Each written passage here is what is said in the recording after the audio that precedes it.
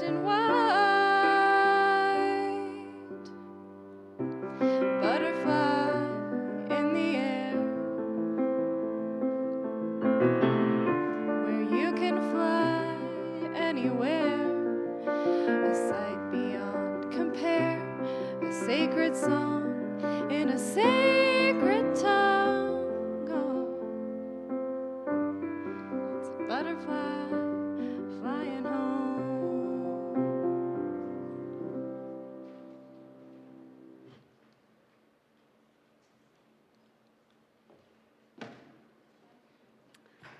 Good morning. My name is Seher Kul, and I currently serve as president on the Board of Trustees of the Unitarian Universalist Church of Spartanburg. I would like to extend a warm welcome to all of you joining us here in the flesh or from the comfort of your couch in the virtual space. We are a welcoming congregation. Here in this space, we embody the values of love, compassion, and acceptance, and create a space where everyone can feel safe, supported, and affirmed in their own spiritual journey. If you're joining us for the first time this morning, we can't wait to meet you and give you the inside scoop on the antics of our congregation. Please fill out a visitor's card and place it in the offering plate during the service. The visitor card may be found in the pocket on the back of the chair in front of you. There are many important announcements on the sheet titled Connect at the back of your bulletin this morning. Please open your bulletin to see all you can be a part of. Here are a few highlights. Lights, camera, action. Mark your calendars for Sunday, September 8th. We've been lighting up the bulbs during the annual fund drive, and now it's time to capture the moment with a camera photo op. Our own Robin Carter will take photos for Breeze to help us recognize each other. After you have taken your glam photo shot, please plan to attend our engagement fair. This will be a fun event where you can learn how to get engaged and be a part of our vibrant community. This day will also give you a chance to welcome Scott back after his sabbatical and enjoy the celebration of water communion. Save the date, April 25th to 27th, 2025. Join us at the mountain retreat where relaxation, adventure, and good times await. We have made a commitment to ensure a minimum attendance, so please mark your calendars for that weekend and let us know if you will attend this amazing event. Today kicks off with the first Sunday of the month, aka Coffee Hour. Swing by the fellowship hall after the service for some top-notch coffee and fabulous banter. Plus, you can snag some fair trade coffee, tea, and chocolate for purchase. And score some postcards to lend a hand with the You, the Vote campaign. Thank you for joining us today. And now I would like to invite Colin Bauer to share a bit about some of the work being done in our community around homelessness through the Faith Initiative to End Child Poverty and its partners, and how UUCS might get involved in these efforts.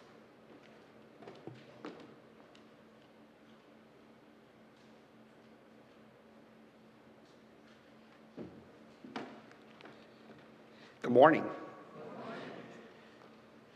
I'm Colin Bauer, and I was told to stick to the script, not only by my wife, but Ann and also Cynthia. So excuse me, Ann, for calling you out, okay? She said I have strict 2 minutes, so I will adhere to that. So, we as the congregation have an opportunity to further partner with the Faith Initiative to End Child Poverty and support an initiative with fellow congregations, volunteers, city partnerships, and nonprofits to address our growing problem of child and family homelessness. We know family homelessness is on the rise, and it will grow exponentially in the next few years.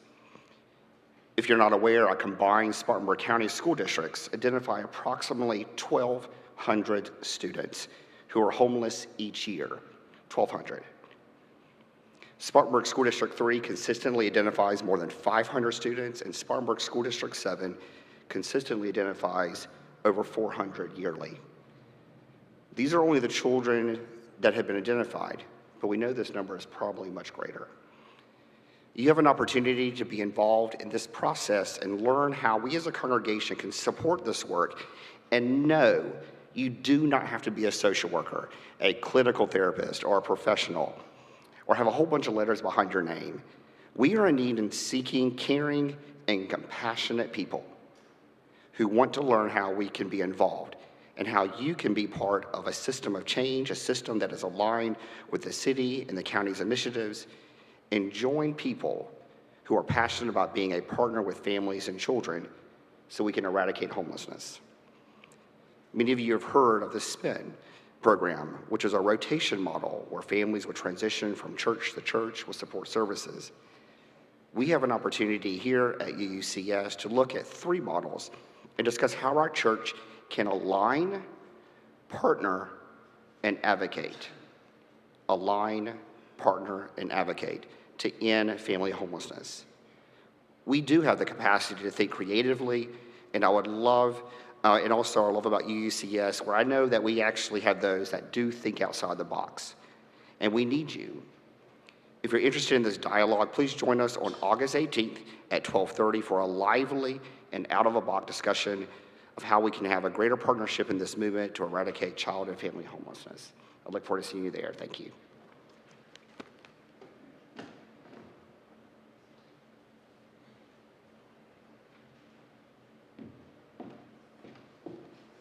Good morning. It is good to have each of you here this morning. It has been fun for me this summer to introduce you to some of my friends. As we began planning the theme for the summer, which was about being playful and having fun together, these people came to my mind as experts in playing and having fun. When I asked, they each agreed to share their gifts with us, although sometimes maybe it was reluctantly. I am grateful for their friendship, for their gifts to the Spartanburg community and the world, and for them saying yes to me. This morning, I am excited to introduce you to my friend, Julie. Dr. Julie Jones is an associate professor in Converse University's Department of Behavioral and Social Sciences. Many of you may have encountered her working at the Hub City Bookshop downtown in her role there as outreach coordinator. Academically, she maintains an active research agenda with interests ranging from urban planning to curriculum and pedagogy, always with a mix of creativity and play. She published her first book, The Playful Classroom, in June of 2020. Probably not the very best time for a book to come out. Her second book, The Playful Life, was published in October of 2022. And just last week, she signed a contract on book number 3, which will address play and creativity in classrooms during the era of artificial intelligence. Julie is an international expert on play, speaking most recently for the U.S. Play Coalition and at Harvard and MIT's conference, Learning and the Brain.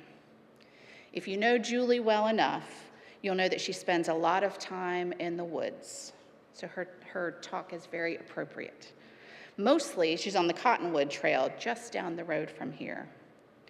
Today, she brings us meditations on play and nature, how we can intentionally be more playful, and what nature has to tell us about community.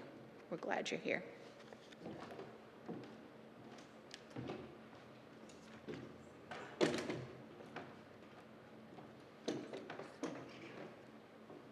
I want to add my welcome to everybody, and thank you, Erin, for all your pretty music.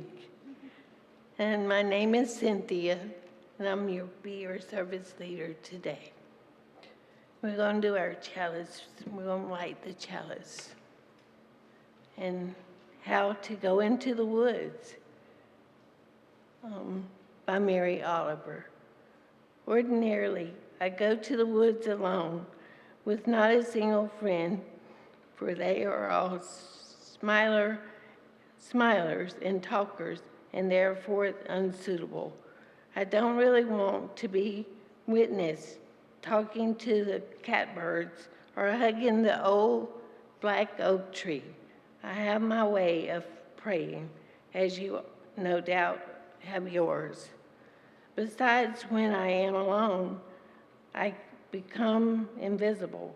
I can sit on the top of a dune as motionless as an uprise of weeds. Until the foxes run by unconcerned, I can hear the almost unhearable sound of a rose singing. Okay. And we're going to sing hymn number 207.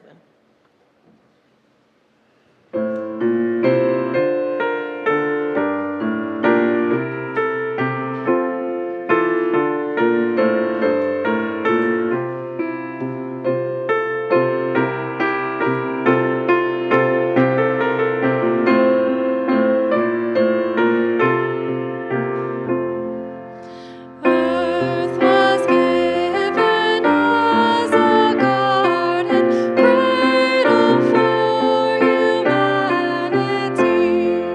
tree of life and tree of knowledge, placed for our discovery. Here was home for all your creatures, born of land and sky and sea, all created in your image, all to live in harmony. Show to us again the garden where all life flows fresh and free. Gently guide your sons and daughters,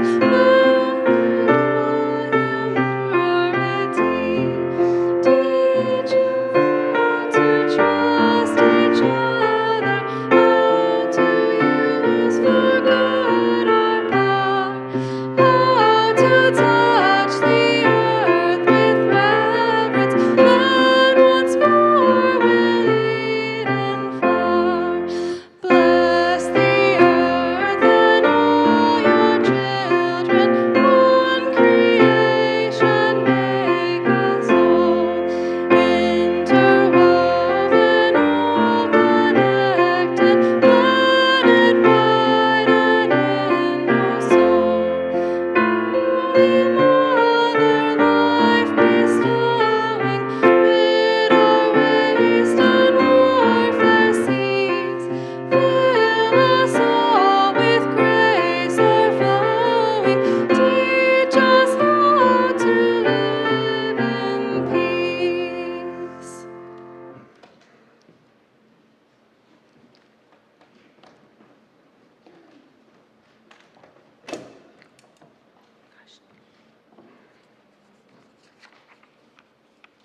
Now we're going to do the Rippling Bowl. We are a community that cares for one another. The Rippling Bowl represents our beloved community. You can place a stone in the bowl. It lessens concerns or a shell to increase our joys. The ripples which go out from placing your stone in the bowl represents how we come together to soothe our concerns and celebrate our joys. And Riley will put a stone or shell in the water for the ones who cannot come to the Rippling Bowl. You can come now.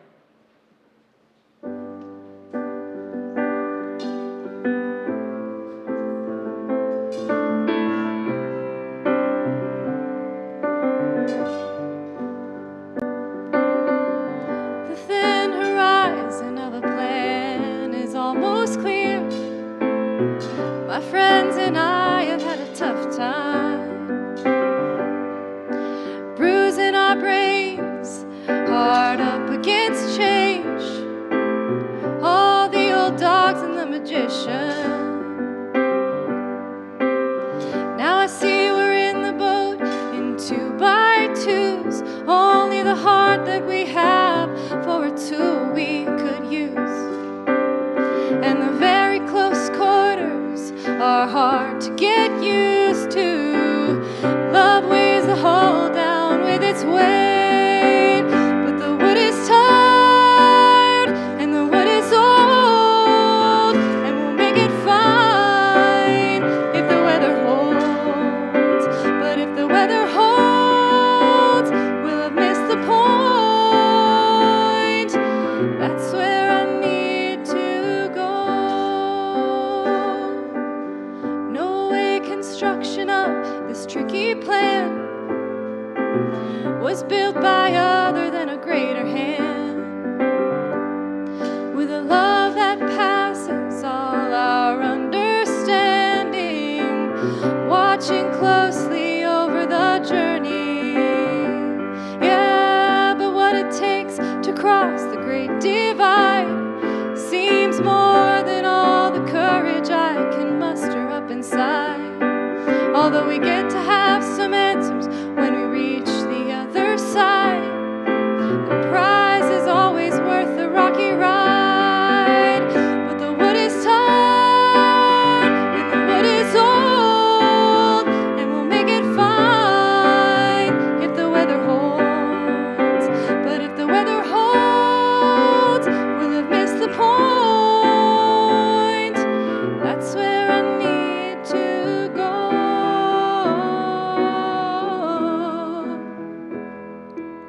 Sometimes I ask to sneak a closer look,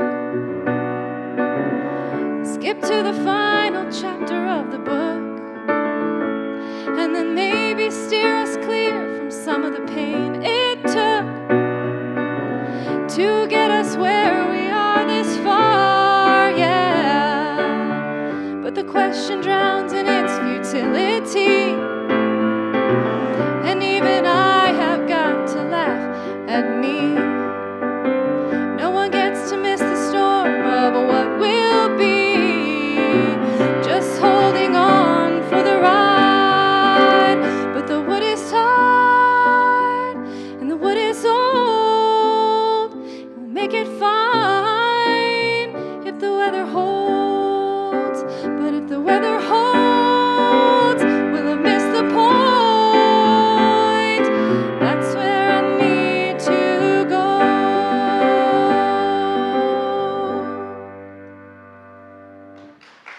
Thank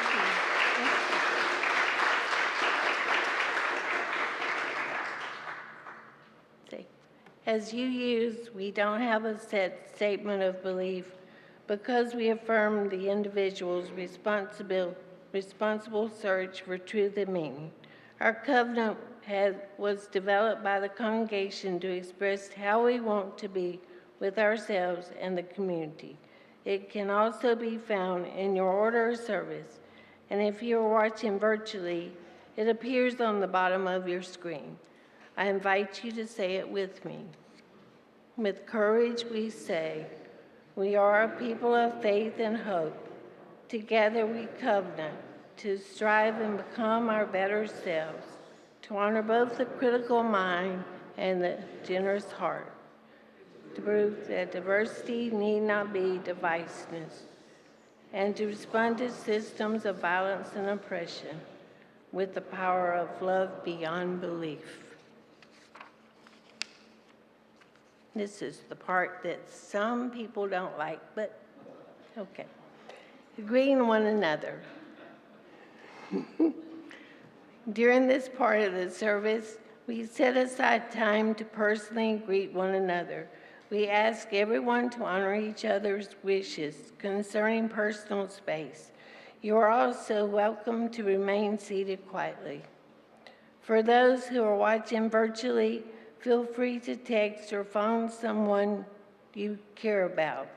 And when you hear the music playing, please return quietly to your seats so that we can continue the rest of the service. Now, let the holy chaos begin.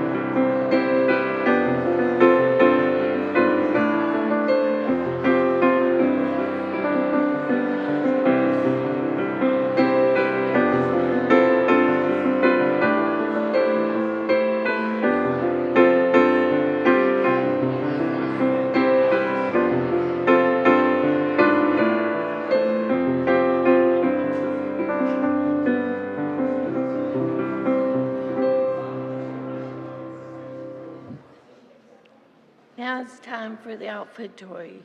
We'll give our, we all give of our time and treasures to this church. As the ushers pass the collection plate, we ask that you pass it with both your hands and give it your blessing. Even if you give money by other means. And this month is for August is share the plate with voting justice. We're sharing the excitement in the presidential race and representing our support for this congregational project with the August Share the Plate so that everyone can participate as much as they want to. We're making great progress in meeting our goal of mailing 4,200 nonpartisan postcards to get out the vote in swing states. We're over halfway there. We have distributed 2,270 and have 800 more to give out today following the service. We will have more on August the 18th and September the 1st. Thank you all who are coping with our anxiety by taking action to elect people who share our values. If you haven't written postcards yet and would like to, we can teach you about 10 minutes. So come by our table in the fellowship hall today following the service and on August the 18th and September the 1st. Just a reminder that all designated gifts and half of all undesignated gifts in the offering plate will go share the plate. Okay. The ushers can come forward.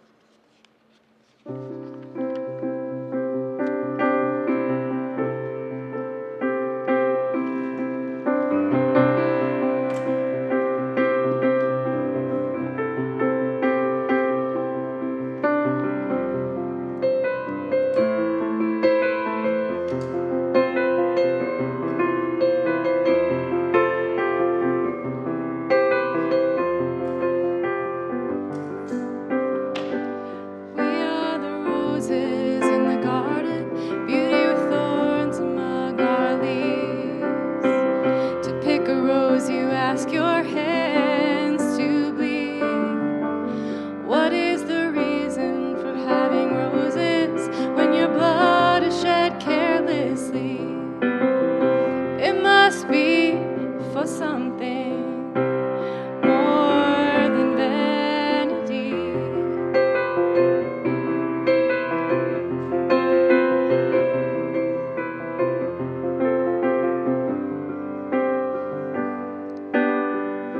Believe me, the truth is we're not honest, not the people that we dream.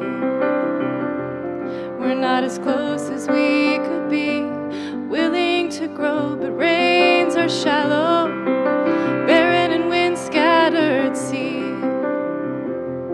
On stone and dry land we will be, waiting for the light arisen to flood inside the prison.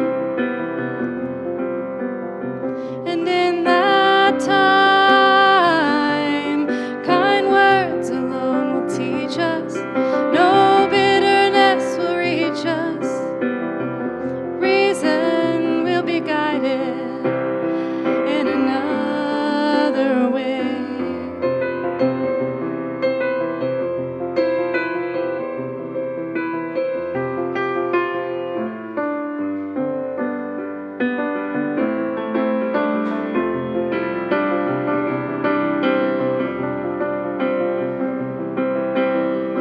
All in time, but the clock is another demon that devours our time in Eden. In our paradise, we'll arise, see well beneath us, flowers all divine.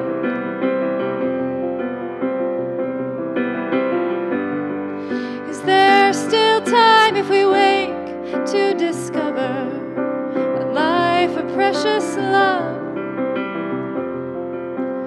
Will that waking become more heavenly?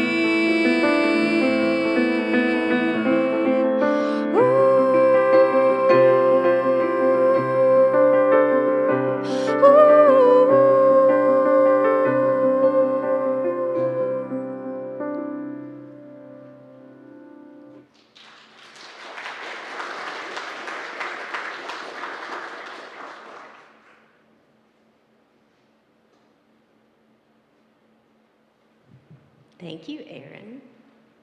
Please join me in a moment of silence.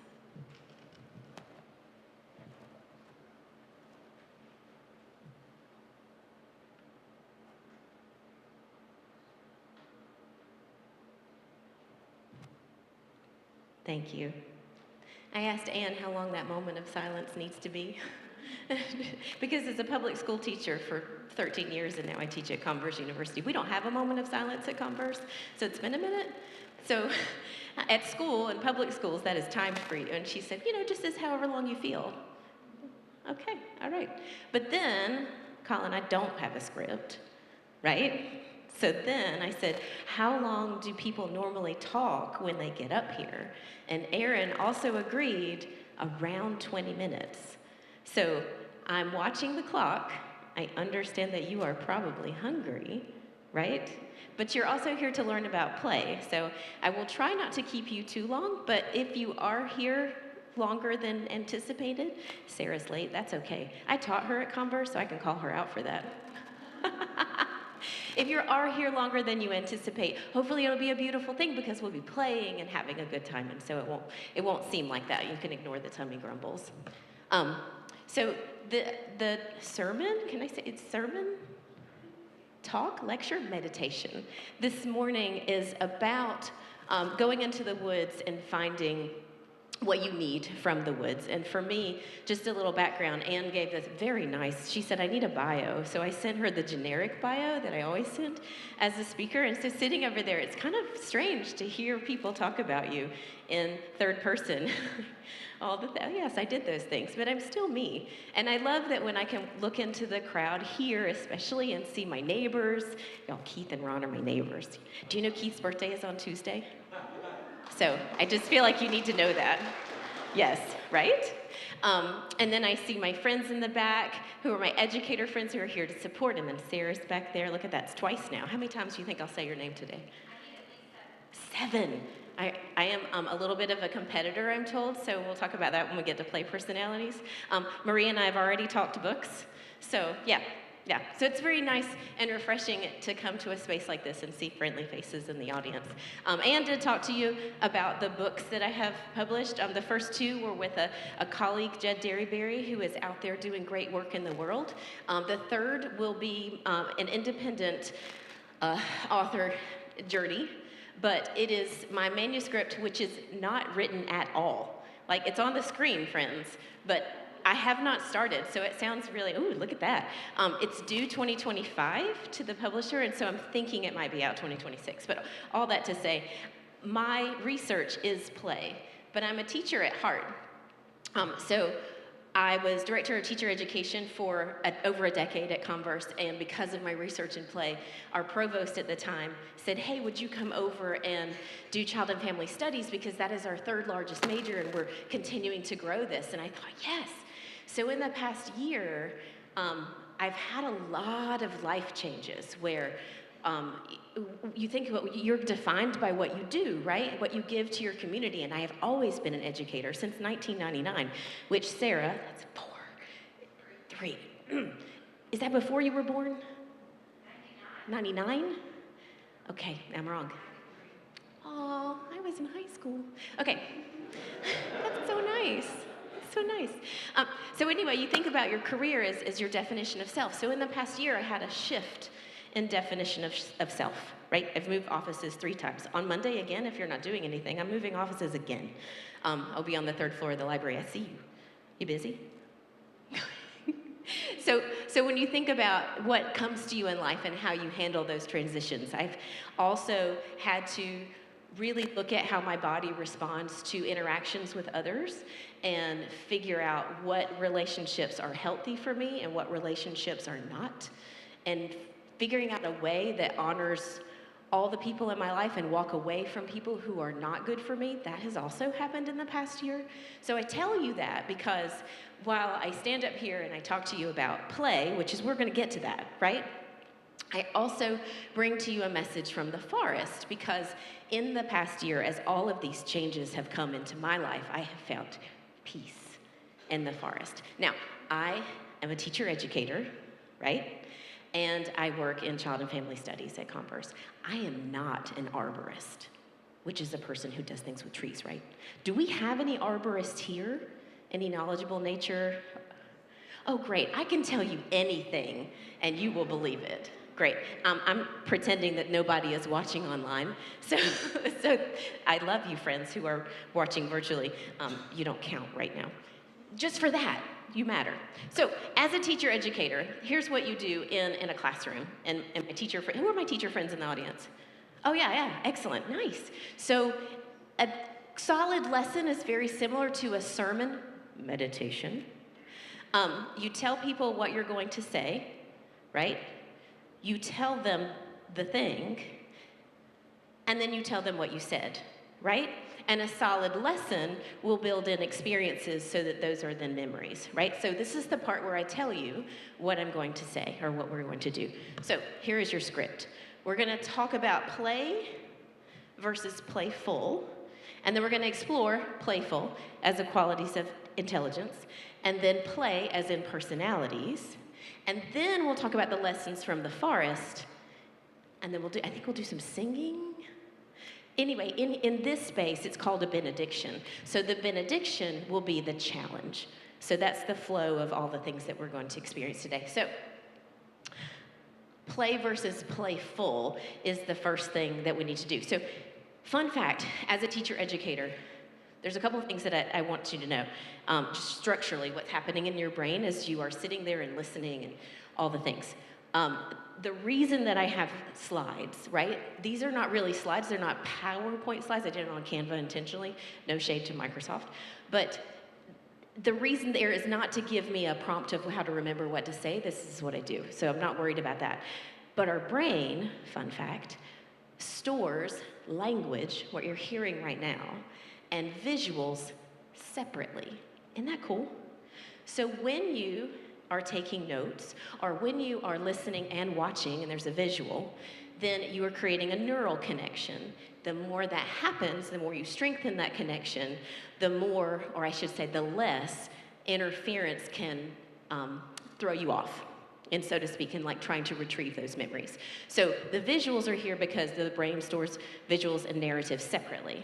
But the things that we'll do today together are the other piece of this.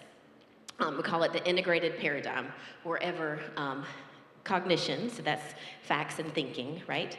Emotion, which I may make you a little uncomfortable today in the best way, right? So that's emotion. And maybe we'll laugh together. When that is combined with movement, those three are together, that neural connection is super strong. So hopefully when you go to lunch today in 20-ish minutes, right? I'm watching the clock. Then you'll have more connections, and you'll have knowledge to share. So all that being said, turn to somebody and explain to them right now in your space. You don't have to get up yet. You will get up in a little bit. Explain to them, what is play? What does play mean? Go ahead.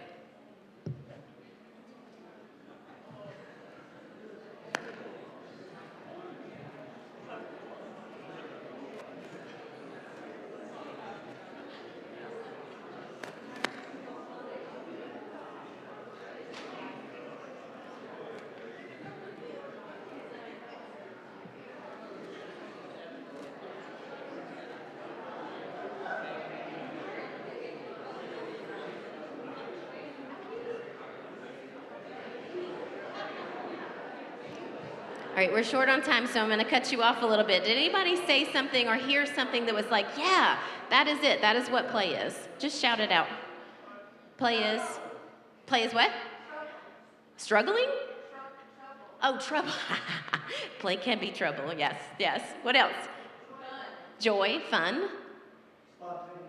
Ooh, we're going to come back to that word. Yes. Play is spontaneous. And we're also going to come to that word. Who said that? Well done. Did you read this beforehand? Did anybody say something like running or swinging or jump rope or activities? Games? Okay. Yeah. The iPad for some people, for sure. Yeah. So this is the problem of play research. Not really the problem, so to speak, but the difficulty, because when you start to talk about a topic, you need to all understand what the topic is and have a shared, did you see the order of service? Playground. I'm funny. Yeah, yeah. So like a shared platform from which to jump. So if we don't all understand and agree about the definition of play, then it's hard to understand how we can be playful in the forest. So there are 5 qualities of playful intelligence. So if you are a note taker, those people who are very type A, I see you. This is designed for you as well. Feel free to draw. You can't see it on the screen. I see you, Denise. You can't see it on the screen, but there's a Venn diagram, and you are in the middle of this little stick figure. Yeah, that's y'all. So 5 qualities of playful intelligence, and then there are 8 play personalities. So if you are a note taker, that is what your guide is. So playful intelligence, this is your next visual. It's a lot of words. So I have a friend named Anthony de Benedict. He is a doctor, medical doctor, not a psychologist. I believe he's an internist. I hope he's not offended that I can't remember what type of doctor he is, but it's okay, because we don't always talk about medical things when we get together. But he wrote a book called Playful Intelligence, because Anthony reached a point in his life where he felt like as an adult, he was not embracing his full self. Like he wasn't having enough fun. So he interviewed hundreds of people and tried to discover what are the qualities that make these people playful? How are they enjoying their life? And this is what came from that research. So I'm going to go over them pretty quickly with you. So spontaneity, these are the qualities of playful intelligence that manifest in playful people. Spontaneity is, someone said that one, spontaneous, yes? Yes. So the definition here of spontaneity is being able to kind of roll with the punches, right? So psychological flexibility, it doesn't mean that you're always going, oh, let's go do this. It's also the way in which you respond to things that are unplanned. So if a lot of my examples are for teaching because that's just what I do. But if something comes into your day that was unexpected and throws the day off, how do you respond to that? Are you angry? And we all know, well, most of us know anger is a secondary emotion, so there's always something else there. Are you able to psychologically reframe that? Because that is the quality of imagination. So spontaneity is able to roll with it, right? Imagination is another aspect of playful intelligence where you can look at something but then have a different perspective. And the beauty of this one, and this is what I love for those of you who are readers, there is research to say that people who read fiction have more empathy than people who read nonfiction. And it's not a better than kind of thing. It's a how can I develop empathy towards my fellow human? Because when you read fiction, you visualize, right? You see the movie playing in your head of the story or the narrative. Well, if you see the story playing in your head, you are having to imagine, right? If you are having to imagine, then you are able to see something from someone else's frame of reference. Hello, empathy, right? Okay, so spontaneity, imagination. Think and reflect as you're sitting there, what of these qualities do I have? And I think some of you are intuitively doing that. I tend to do that when I read fiction. I always try to see myself in a text. That's books as mirrors, books as windows. We can talk about literature all day. But that's what I want your brain to be doing right now as we talk about these things. Another quality, there's 5. Another quality is wonder. So wonder, not really like wonderful, like big and exciting. This is a quiet kind of wonder where your head kind of turns to the side and your eyebrows go, huh. That's the quality, right? So as I'm walking the trail, sometimes I will look for things of beauty. Some of you follow me on social media and you are inundated with all my pictures of worms in the forest because I'm like, oh, look at that, she's gorgeous. And I take a picture and there you see it. But whatever makes you pause in life and lean in to see and question, right? Okay, so sociability is the 4th. Sociability is not necessarily an extrovert. So I don't want you to confuse the two because I can see some of you in here intentionally sitting on the back row.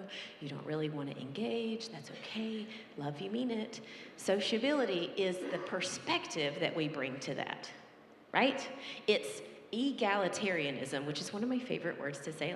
Sarah, that's 4. How many syllables is that? Egalitarianism. 7 or 8? Somebody count?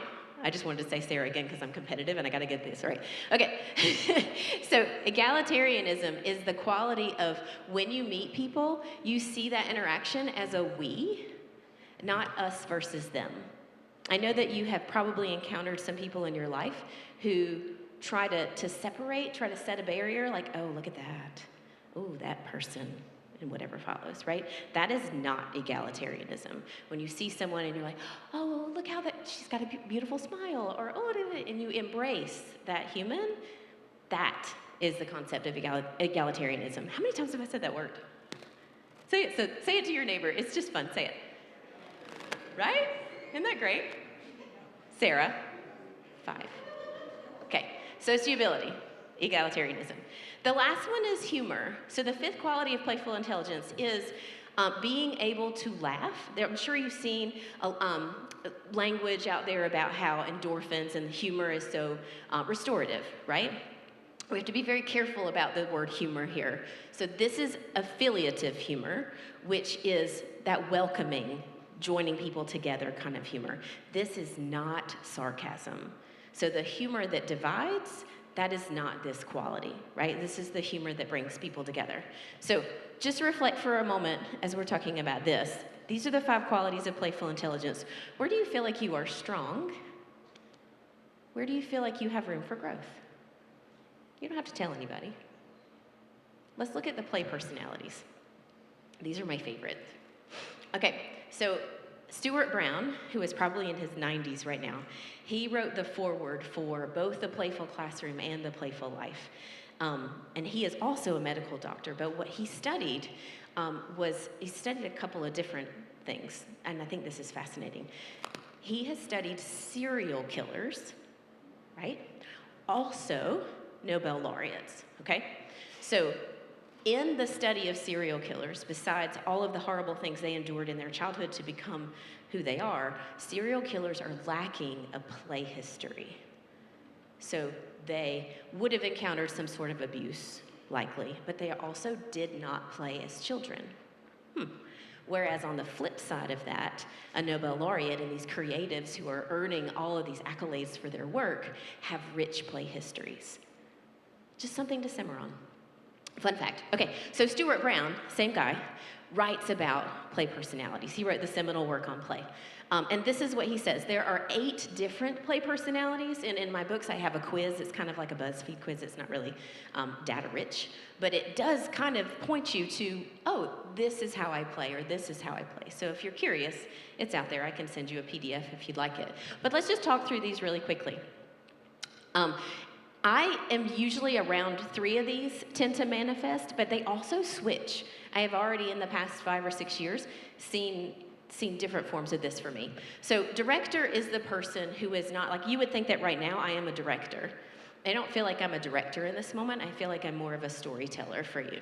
The director is the person like Anne, who behind the scenes all week sent me very sweet texts. I need a photo. I need a song. I need some poetry. And never was so gentle and sweet about it. But the director is the person who organizes it all with this quiet grace, okay? Loves to be, like, these are your spreadsheet people. They are not necessarily front and center. Do you feel that? Some of you, like, that's me. I like to organize. Okay. An explorer is someone generally who loves to travel and explore. I feel like that's self-explanatory. But also, an explorer can be someone who loves to read fiction and explore places and perspectives as they read. So it can be literal, but it can also be figurative. A joker loves to laugh, loves to tell jokes, that kind of thing. I have to tell you a joke later that I heard in the bookshop. It's not appropriate for this setting, but it's funny. So, competitor is the next one. Everything's a game, right? Amanda, who works at the bookstore with me, sometimes she will just turn to me and she'll do this. You ready? What does that mean? Yes, always rock, paper, scissors. So I'm always up for a game of rock, paper, scissors. My oldest child, I used to get her to brush her teeth. I would put the toothpaste on it and I'd hold it right here. And she's like, game on. Are any of you like that? Competitive? A little bit? Okay. I don't like to think that I'm competitive, Sarah. How many is that? 6, and I'm only 10 minutes in. That's so great. But I do enjoy a game, so I don't have to win, Sarah. All right, so a kinesthete, now we're on the bottom row. A kinesthete are those people who need to move to think. So I feel like I have become a little bit like this as I've gone. My goal is 20 miles a week. I did not hit that goal this past week because of our beautiful weather that we've encountered, so I started walking in the morning instead of in the evening. But is this you, where you can't think and sit still, you have to get up and go do something? I can see some of you nodding, so that's good. So those are our kinesthetes. Creator is any kind of creation. It could be a tattoo artist. It could be somebody who paints, somebody who does photography, somebody who puts dot on canvas, Ron, right? Anybody who gets together at my house for food and creates whatever things that Keith brings, right? Keith comes for the food. Yes? Calling out all of my friends. I love it. All right, storyteller, poet, writer, anybody who, have you been this person where you're waiting for a flight and you're looking at all the people, like I'm kind of doing this right now, low-key, and I'm creating a narrative about what you do for a living. Like, yeah, he's a banker. Yeah. And after he's flying to Tokyo and he's going, like I'm just creating a story. So you don't have to have the storyteller person be somebody who writes it down and publishes it. You might just tell stories in your head to entertain yourself. All right, and then the last one is a collector. This one I also kind of like explore, caution you on this one. A collector can be a collector of things, but it can be also a person who collects memories. So if you are maybe one of those people who likes to visit all the national parks with that piece of paper and you get the stamp, right? Do they still do that? Yeah? Okay. How many of you have actually done that? Okay. Do you do, Colin, right? Do you do it because you like to go to the parks, or do you do it because you like that stamp on the paper? Okay, so you are an explorer and a collector, right? So the collector doesn't have to be gathering things. The explorer doesn't have to be going places. It's twofold, all right? So let's take a second and turn and talk again. My educators love a turn and talk, right?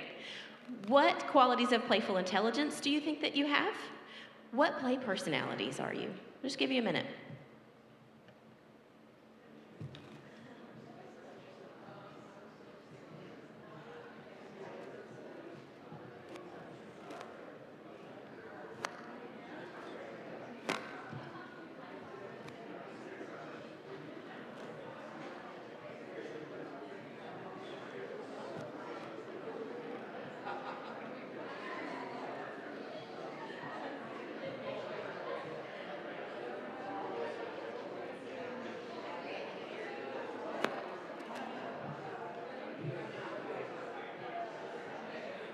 All right, so we've talked about play, right? Our play personalities, what we like to do. We've talked about being playful. I like to think the difference between the two is play is the verb, and playful is more like an adjective in a way. Does that help separate it in your brain? Okay. So as I have gone to the forest since, I probably started walking in August, maybe September, and that has just grown in frequency and in distance. So those of you who think, oh my goodness, I couldn't do 4 miles, you can. Just give yourself months and months and months to get there, because now I'm at about 4. If I do more than 3, then I'm happy with myself. Not competitive at all. Internally, like I have to get to 3. If it's 2.98 on this thing, no, I'm walking the parking lot until I get to 3. So as I'm in the forest, and I've been reading books by Peter Wallenben. Do you all know his books about trees? They're fascinating. Are they great? So as I'm reading that and I'm learning more, not an arborist, right? I have started to think about what is the forest teaching us that we can learn about being a better human and how to be a better citizen, right, of this beautiful world. So the first lesson here is that life in a forest, in a garden, wherever, thrives thanks to a vast garden of connections, right? So you think about what is connected in the forest. So it's going to be a lot of text, but it's okay. This is where I'm going to need some audience participation. So if you are a kinesthete, or you are a person who's not afraid to move, nobody is videoing this. That live stream, it's totally a joke, right? So I just need you people who are happy to help me in this, just to come in this space right here. Thank you, yes. Just come join. Woo, yeah, I love it. Yep. So this is a little bit of drama. They're gonna act this out. Sarah, bring in your friend, I love it. Oh, did I not? Did you see the little masks there in the bottom? Oh, they're so faint.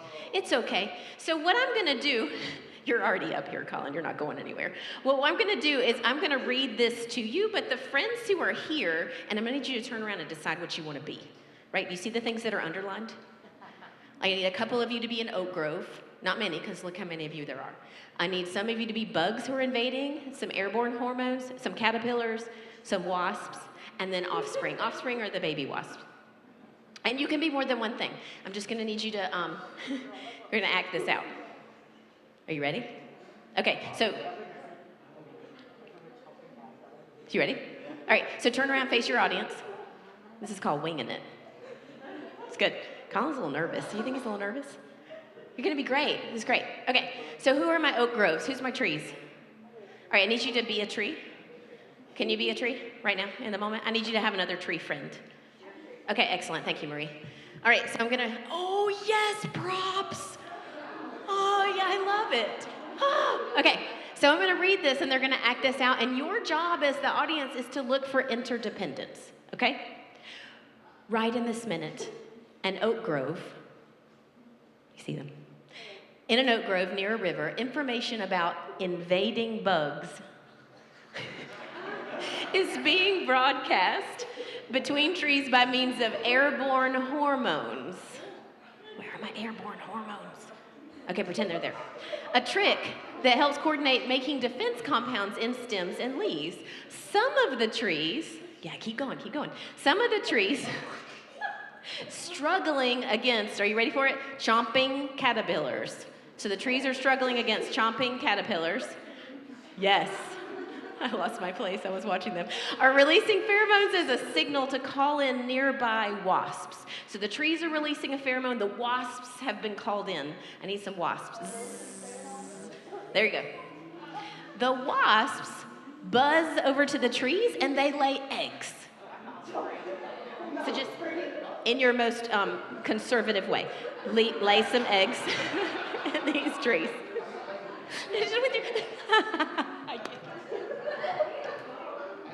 I'm going to keep going. Their offspring, in turn, end up dining on. So the offspring, the baby wasps, eat the caterpillars. They dine on the invading caterpillars and save the trees. Clap. Save the trees. Right. Apple trees under similar attack get faster relief because they release chemicals that signal caterpillar-eating songbirds. Right? Give them a round of applause. That was beautiful. Thank you so much. Thank you so much. So do you see the interdependence here, right, that happened today? All of that. Y'all are awesome. That, and this would be if we had more time, but you know what, we don't, because it says 12 o'clock. We got to keep going.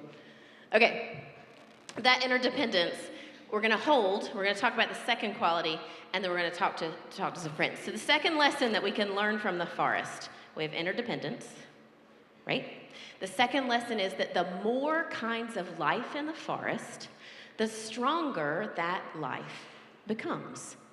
The plant pushes the insect pushes the plant, okay?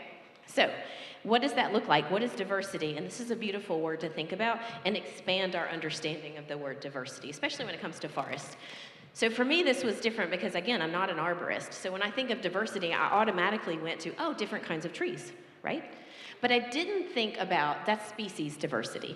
I didn't think about structural diversity, the ages, the maturity, the experiences of the different trees in the forest, right? So the more diverse the forest, the more ability it has to thrive. So I want you to think about, as communities, playful humans, as we connect with others, how are we interconnected and how diverse is that interconnectedness? So this is where I want you to find somebody. These are benefits to the trees. All of this is available. There's a QR code on the sign out there if you want these slides. I'll have one on the screen, but there's also one that you can have this. So this is just benefits to the forest from that diversity. But let's think about how it applies to us. So how are we interconnected in a diverse community? Thinking about egalitarianism and playfulness and the we, right? So find somebody near you who is diverse, right? Who is unlike you in some way, and make a connection with them. Maybe you don't know them already, right? Maybe you've met them and you're like, hey, I love your shirt. Where'd you get it? Costco? Yeah. So take a moment and do that. Make a connection. Find somebody who is diverse from you. Make a connection.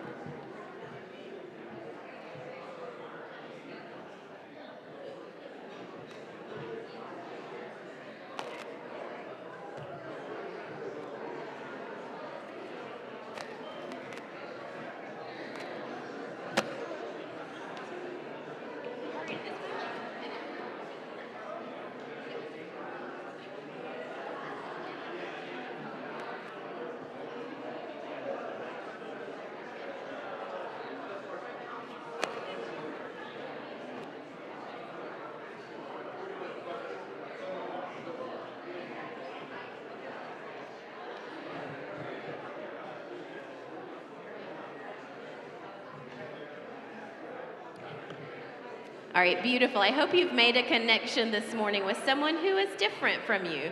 And as you continue to make those connections, we will continue to grow, right? So the lesson number 3, as you're making your way back to your seat, it's totally fine. Educators, they'll just keep going, right?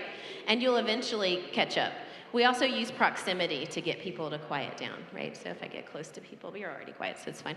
All right, lesson three in the forest is that nature doesn't waste.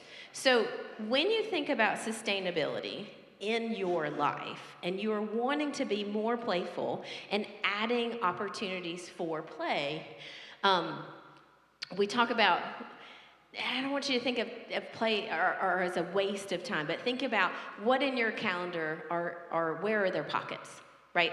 So this is the part where we would be dancing, right? But we don't have to get out of our seat to do this. So I'm gonna let you see how the forest may not waste. So we're gonna do a little bit of chair dancing. Pretend you're driving and the best song comes on, right? You feel it? Do your shoulders? Okay. Except you're gonna channel the energy of the forest. So as I say the flow of this energy, I want you to feel it do the things, and if you want to raise your hands, you can raise your hands to it. Yes, exactly. I can tell you are Simone's mama. I love it. All right. An oak tree leaf uses the energy from sunlight. You feel it? There we go, arms up. This is that kind of church. I'm just kidding. I'm sorry. To create sugar from carbon dioxide and water. So you're creating sugar. You feel it? Okay. Trees use the sugar to grow and produce acorns. Acorns become food for the squirrels. Yes, you are my people. And discarded acorn casings become food for decomposers, like worms, which turn them into soil. Right? Right? So nature doesn't waste. Thank you for playing that with me. That was fun. Okay. So in your calendar, in urban planning, we call that residual spaces. And I left that on the screen just so we can have a nod to that. The places in cities that are left that can be used. But I want you to shift that thought and think about your time. Where are there residual spaces in the fabric of your day where you can add playfulness, right? So we'll talk about this and how I used it in the next lesson that we can get from the forest. So we're not wasting time.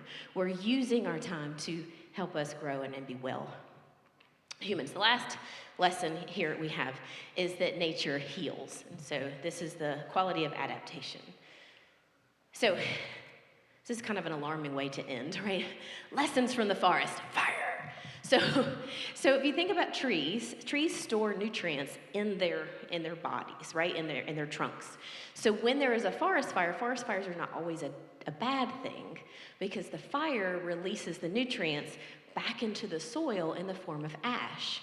In fact, there's a study about firegrass in Yellowstone where after a fire, the nutrients from that grass were measured compared to grass in another place where there was not a fire. And the nutrients in that grass where there was the fire were 30% higher than where the fire had not occurred, right? So when we think in our lives, when we experience things that are traumatic or things that affect us, nature is a source of healing for that. So life is not always the great and the good. It is also how we respond to it, right? Because you can't have your beautiful happy days unless you also have your really sad days. So fire is not a bad thing. It's really good for the forest. So the way in which we heal, and this is for me, if I go for a walk in the forest, I just happen to know this because this is my research. Not this specifically, but play in general. So when you go into nature, especially green spaces, the parts in your brain that are involved in regulating your emotions, they are measurably more calm in green spaces. Also, when your brain is fatigued, going into a green space or taking a walk will boost your critical thinking because you're in the forest, right? You're on alert for all the things, but you're also, and this is the coolest part for me, I think, reduces negative thoughts when you're in the forest. So there have been days, and again, there's no utopia. I adore what I do for a living. I love Converse. I've been there, 13, 14, I've been there a while, years. But there was one particular day where I got an email from somebody who felt like showing their anger through email, right? And you've seen these people, they'll just fire off something, they'll click send. And I received that message and I thought, this is wrong. And I was so affected by it that I closed my office door. It was on a second story, so it's not like somebody could see me. Changed clothes, went straight to the woods. It's like 2 o'clock in the afternoon. I have to teach at 4. It's okay, it's fine. Going to the forest. And just in that time, being in the forest, I could feel my body relaxing. I could process, it's not me, it's them, right? Because a lot of times when someone comes at you like that, it's really about them and what's happening in their life. So the forest helped me reduce all those negative thoughts. So fun fact for you, if you don't, and we are, most of us, I would assume, we live in Spartanburg, so we've got some beautiful trails around us. But if you, online friends, are in a place where you're not near a green space, blue spaces near water, that also works. Also, fun fact, gardening and watching nature documentaries. That does has a similar effect. Do you all like to watch nature documentaries? Maybe, yeah. Okay, all right. So those are the 4 lessons. All right, so, and Colin, I told you I didn't have a script, right? I just keep talking. But it is 10 after 12. So here's what we're going to do. We talked about play versus playful. We talked about playful intelligence. We talked about play personalities. We had some friends get up here and be beautiful impromptu actors and actresses. We're going to have some music, right, Erin? And then we'll come back for the benediction and a challenge for you. Good. Please join me in hymn number 163 in your gray hymnal.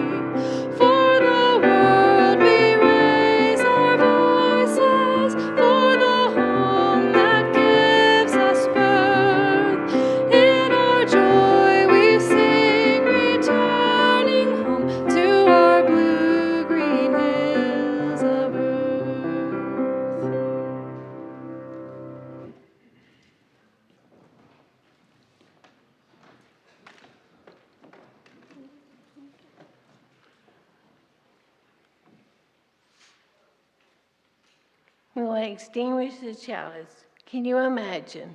By Mary Oliver. For example, what the trees do not only in lighting storms, or the watery dark of a summer night, or under the white net of winter, but now, and now, and now. Whatever we're not looking, surely you can't imagine they don't dance.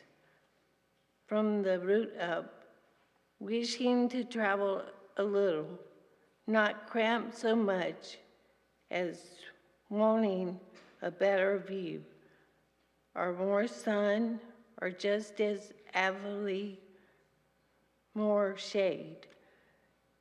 Surely you can't imagine they just stand there, loving every minute of it, the birds and the emptiness, the dark rings of the years, slowly and without a sound thickening, and nothing different unless the wind.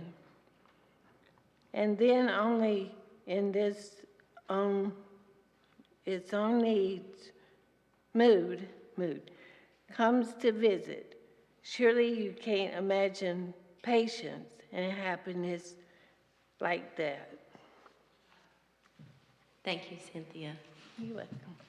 Don't y'all love that visual Mary Oliver paints for us about trees and what they do when we're not around? Do they just stand there? I like to think that they're doing some of that dancing that we were doing before. All right, so we've come to the part where I challenge you. So before you receive this challenge, I want you to just take a minute and look at how you're sitting and look at how someone near you is sitting. Do you notice some similarities? You ever been standing with somebody and they're doing this? And then you start to do this, right? So when your body mirrors someone else, those are actually called mirror neurons in our brains.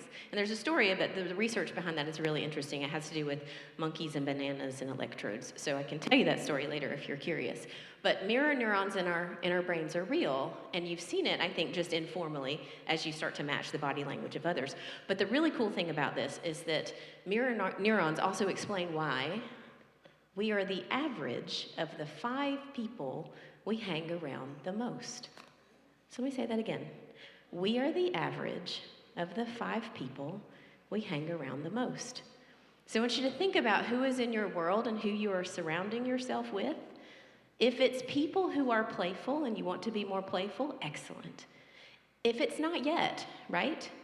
Then try to surround yourself with people who are playful in the way that you want to be, because mirror neurons in the science tells us that we will then become more of that. Also, know that you as a human impact the people around you. So if you want to be that person who brings positivity and happiness and beauty into your world, think about how your mirror neurons are affecting those of the people around you. So here's the challenge. 1, harness your inner mirror neurons and help yourself grow to be better, right? And 2, I would love to see your faces on the trail.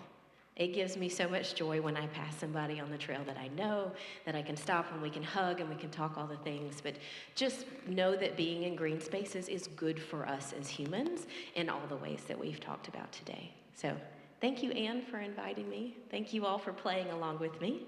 I'm told to walk that way, and I will see you at the door. Okay.